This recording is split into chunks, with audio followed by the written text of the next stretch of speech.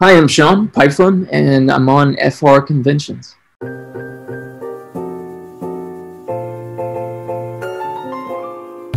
It was exciting, and it was overwhelming, and it was mostly exciting. I don't know. I mean, I was young, and when you're a teenager, you know, you often yearn for attention and adoration, and like, you want people to pay attention to you, you know, right? Like, when you're a teenager, your self-esteem is low, and mine was really low. So you know, with that, it felt nice. It was exciting to be working on something that people like, you know, and as an actor, it was fun to be able to you know, venture through this person and experience his life, and connect to his pain and the way he responded to it.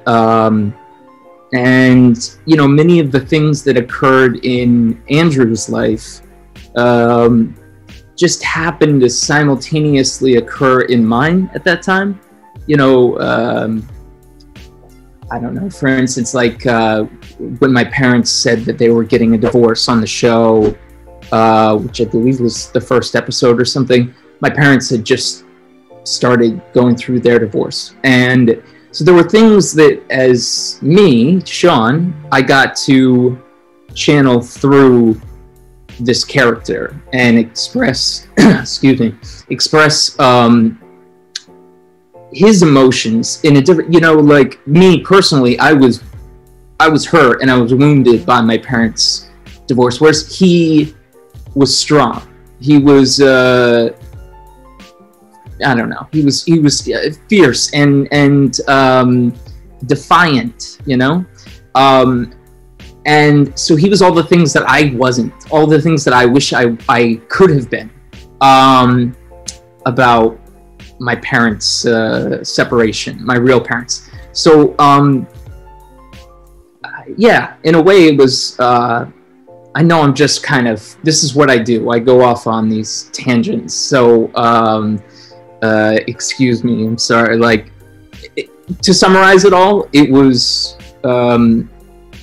very exciting, very overwhelming, and maybe a bit too much for a teenager to handle at that time. Yeah, the only pressure that ever came maybe was our creator, Mark Cherry. He has very strong presence, you know, and I admire him as a writer, and so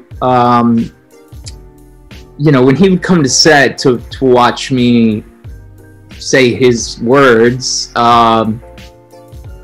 that's about the only time I ever felt any sort of pressure, I guess. But for the most part, no, it was because Marcia Cross, who played Bree, she is such a warm, such an inviting person. She's so different from her character that, to me, it wasn't.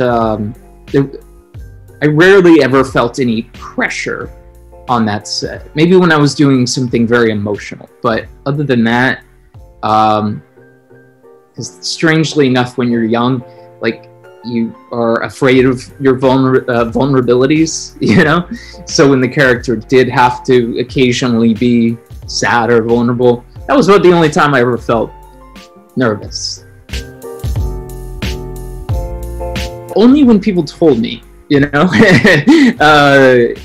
Only when someone would informed me of a fact that, like, he was like the first young gay character on primetime TV. Like as a series regular, like, role. That then I would think about it, or but I never thought, in terms of playing the character, I never thought of it as I don't know.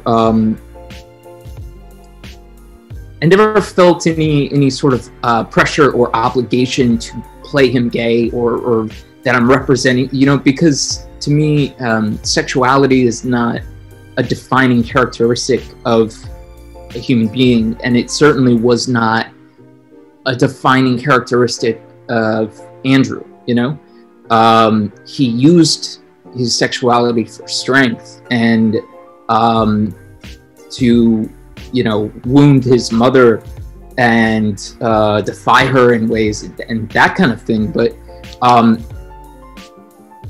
which, yeah, yeah. I'm sorry. I go off and I talk.